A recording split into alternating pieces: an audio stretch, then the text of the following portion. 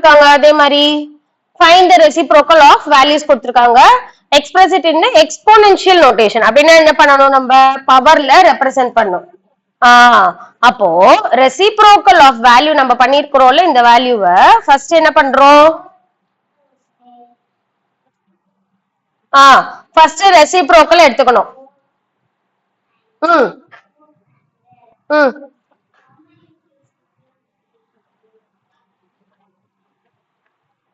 பண்ணிக்கலாம் ஆனா ரெசிப்ரோக்கல் பண்ணிட்டு பண்ணாலும் ஈஸி தான் எப்படி வேணா பண்ணலாம் சோ இப்போ பெரிய நம்பர் கொடுத்திருக்காங்க எப்பவுமே நான் என்ன சொல்லிருக்கேன் உனக்கு எல்சிஎம் எடுக்கிறேன்னா 2 டேபிள்ல இருந்து போ அப்பதான் கரெக்டா இருக்கும்ட்டு சோ எப்பவுமே என்ன பண்றோம் நம்ம ஃபர்ஸ்ட் இருக்கிற நம்பர் 2 டேபிள்ல டிவிசிபிள் ஆகுதா பார்க்கணும் ஆகலைன்னா தான் நெக்ஸ்ட் 3 பார்த்துட்டு 4 பார்த்துட்டு அப்புறம் 5க்கு பார்க்கணும் சரியா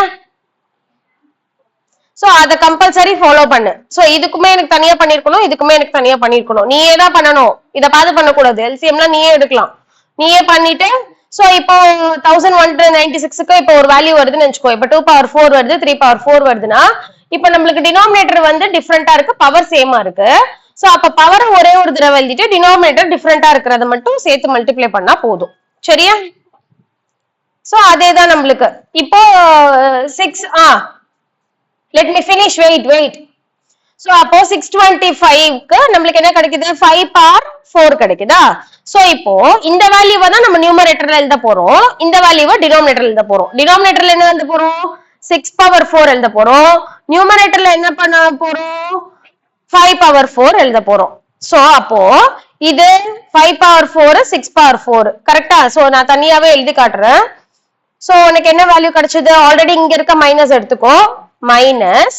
5 பவர் 4 தனியா எழுத போற 6 பவர் 4 தனியா எழுத போற இப்போ இது என்ன பண்ணலாம் நம்ம ஃபார்முலா படி